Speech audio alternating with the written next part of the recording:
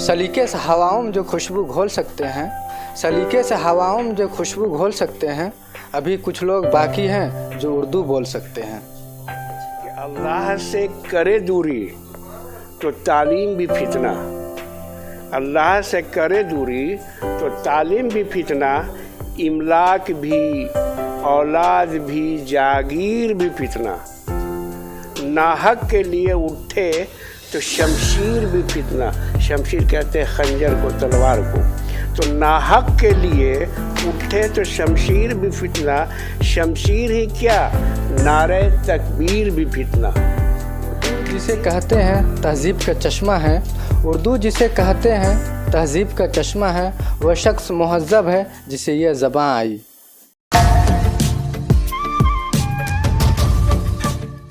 जोहार दोस्तों, the news मिर्ची में आप सभी का स्वागत है। मैं हूं आपके साथ सनी। तराना ए हिंद, सारे जहां से अच्छा हिंदुस्तां हमारा, हम बुलबुले हैं इसके, ये गुलिस्तां हमारा। ये तराना ए हिंद जिन्होंने हमें दिया, हमारे देश को दिया। आज 9 नवंबर है और आज के दिन ही अल्लामा इकबाल यानी कि मोहम्मद इकबाल साहब का सन 1877 ईस्वी में जन्म हुआ था और आज के दिन को ही उर्दू दिवस के रूप में भी मनाया जाता है। उर्दू दिवस की बात करें तो उर्दू जो भाषा है उसमें एक तहज़ीब है और उस तहज़ीब को कहीं ना कहीं हम सभी भूलते जा रहे हैं। लेकिन कुछ ऐसी संस्थाएं हैं, कुछ ऐसी तंजीम है जो हमारे इस भाषा को हमारे साथ में लेकर के चल रहे हैं। हालांकि हम एक दिन भी ऐसा नहीं हो सकता है, चाहे वह किसी भी संप्रदाय के लोग हो, किसी भी कौम के लोग हो, वह उर्दू के बिना अपना एक दिन का 1 घंटा भी नहीं गुजार सकते हैं। किसी भी सेंटेंस को पूरा करने में उर्दू का एक अहम योगदान होता है। द न्यूज़ मिर्ची की टीम अभी फ़ारूकी तंजीम के दफ्तर में पहुंची हुई है। हमारे साथ में यहाँ के स्थानीय संपादक श्री गुलाम शाहिद उपस्थित है। इनसे बात करेंगे कि उर्दू को ले करके, क्योंकि आज उर्दू दिवस है, तो उर्दू हमारे जहन में कितनी बसी हुई है और कितनी रमी हुई है, इस पर चर्चा करना आज के दिन में लाजमी होगा। तो चलिए इनसे ही बात करते हैं। शाहिद जी, सबसे पहले तो आपका द न्यूज़ मिर्ची में स्वागत। जी शुक्रिया, धन्यवाद। शाहिद जी, उर्दू दिवस पे हम लोग ये चर्चा कर रहे हैं। हालांकि उर्दू मुझे बहुत ज़्यादा आती तो नहीं है, इसलिए मैं थोड़ा कोशिश करूंगा कि हमारे शब्दों में उर्दू का मिश्रण हो, लेकिन बहुत ज़्यादा मैं नहीं कर पाऊंगा। शाहिद जी, मैं ये जानना चाहता हूँ, सबसे पहले अगर बात करें हमारी दिनचर्या की, तो बिना उर्दू के यह कितना संभव है? मैं नहीं समझता हूँ कि चूँकि किसी भी ज़ुबान का आप अखबार उठा लें, इवन इंग्लिश को छोड़कर, कमो बेश सभी में उर्दू ज़ुबान का कुछ न कुछ फ़ीसद इस्तेमाल होते ही है।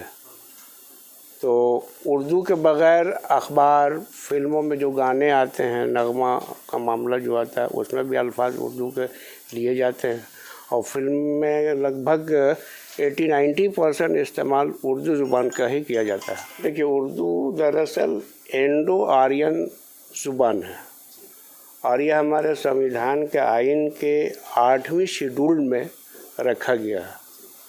साथ ही उर्दू क्या है कि ये दरअसल आज के दिन, चूँकि डॉक्टर सर सैयद अहमद इकबाल साहब का यौम पैदाइश है, उनका जन्मदिन हुआ है, इस वजह से इसको उर्दू डे के नाम पर मशहूर कर दिया गया और ये पिछले 200 सालों से भी अधिक हो गया, से ज़ायद हो गए हैं कि उर्दू अखबार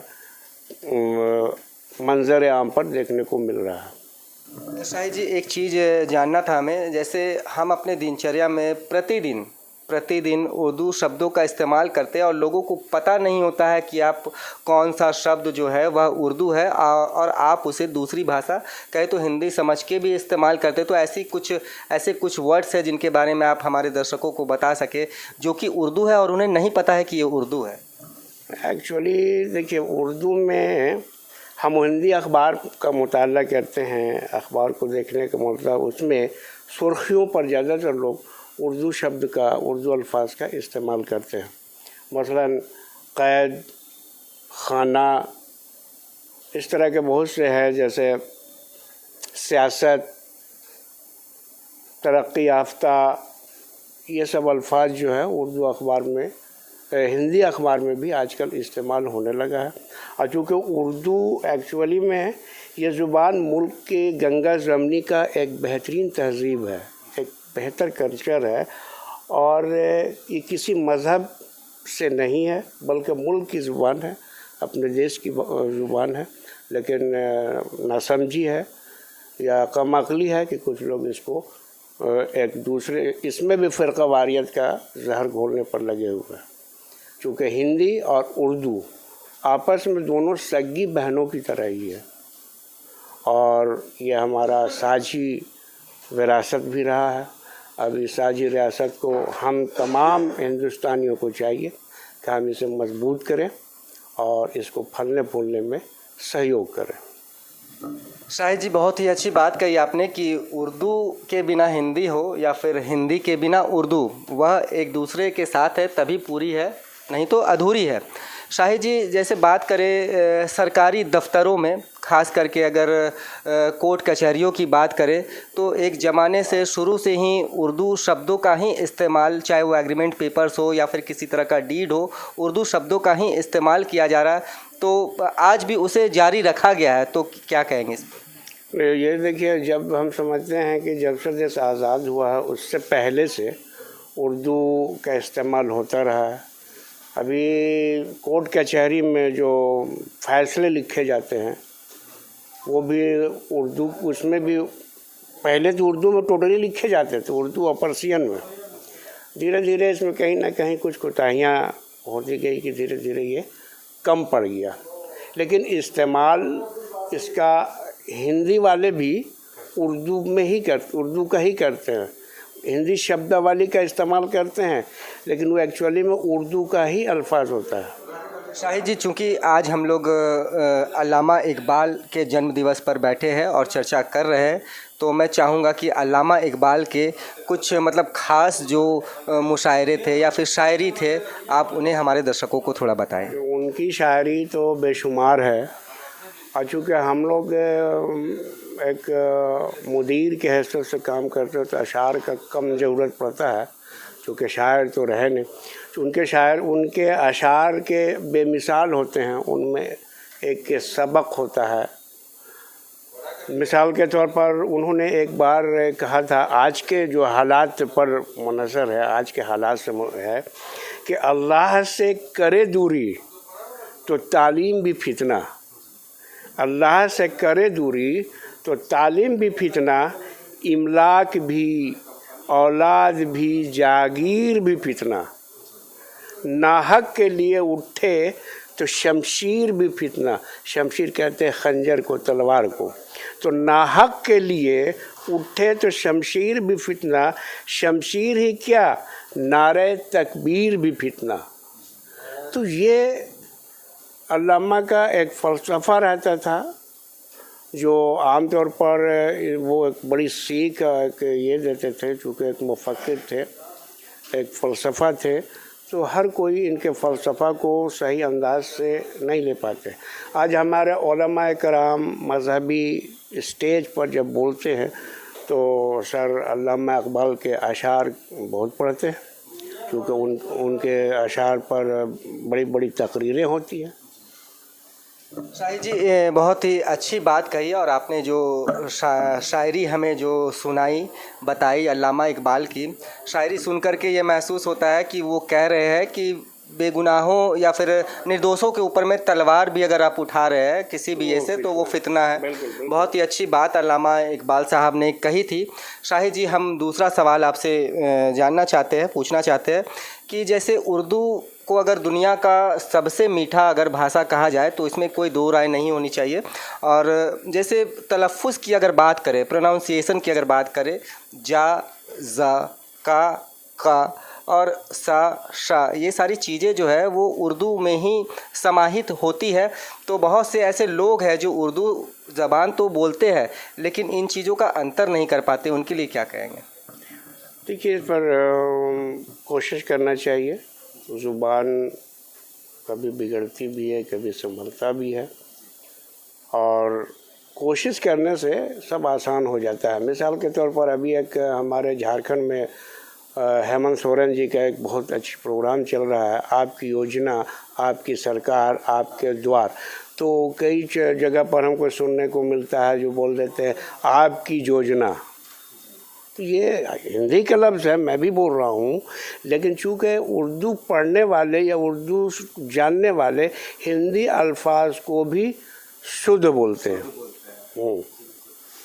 शाहिद जी देखिए, ये सारी चीज़ें तो हो गई नॉर्मल सी बातें। मैं थोड़ा सा पॉलिटिकल स्तर पे थोड़ा सा मैं आपसे चर्चा करना चाहूँगा। आपने मुख्यमंत्री का नाम लिया।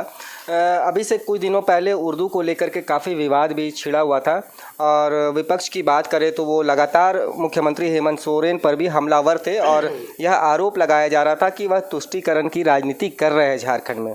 तो इस पर क्या कहेंगे? देखिए, ये तुष्टीकरण नहीं है। अब लोग यहाँ पर हर चीज़ को तुष्टीकरण कर देते हैं। अब उर्दू अखबार को ज़िंदा रखे हुए है ये सरकार, पिछले भी सरकारें थी, सभी ने। अब अगर वो सरकारें हैं कि अपने मंसूबों का, अपने स्कीमों का, अपने जो उसका मकसद है वो चीज़ हमें न दे, तो उससे हम काफ़ी पीछे हो जाएंगे। सरकार कहीं ना कहीं दबे तौर पर, छुपे तौर पर, खुले तौर पर वो हमारी ताउन कर रही है, जिससे हम अखबार को पहले से काफ़ी बेहतर बना चुके हैं। पहले उर्दू अखबार हाथ से लिखा जाता था, लेकिन आज हम हिंदी और अंग्रेज़ी के पैटर्न पर काम कर रहे हैं। उनके मुकाबले में आज हम खड़ा है। शाहिद जी, चूँकि आप फारूकी तंजीम के स्थानीय एडिटर है, और फारूकी तंजीम एक नाम रखता है, एक पहचान रखता है झारखंड में।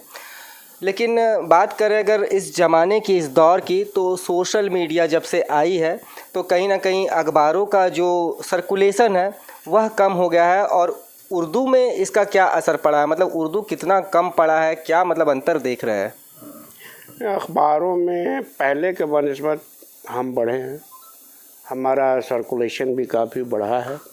कल हम 10-15 डिस्ट्रिक्ट में होते थे, आज 20 और 24 डिस्ट्रिक्ट में हमारा अखबार जाता है।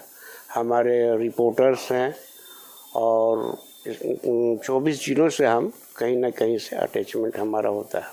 पहले से हम काफ़ी तरक्की किए हैं और पूरा डिजिटल तौर पर है। हम पहले तो हाथ से लिखते थे, और बहका कि जैसे जैसे रफ्ता इस हल्का में चेंजिंग आता गया, हम भी उसके साथ ताल से ताल मिलाते रहे, बढ़ते गए।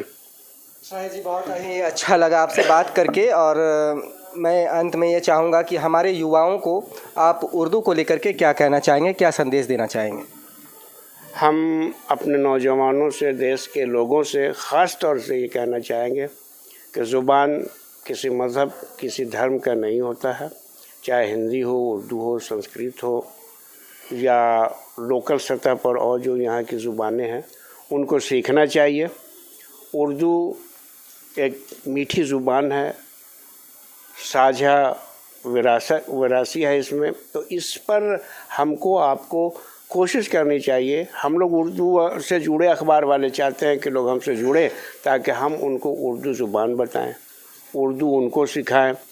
पहले से तो काफ़ी है कि भी जगह जगह पर स्कूलों में, कॉलेजों में उर्दू की पढ़ाई भी हो रही है, बच्चे उर्दू पढ़ भी रहे हैं। इस उर्दू पर जो PhD भी हो रहा है। तो उर्दू कहीं ना कहीं पहले से हम नहीं समझते हैं कि कम हुआ।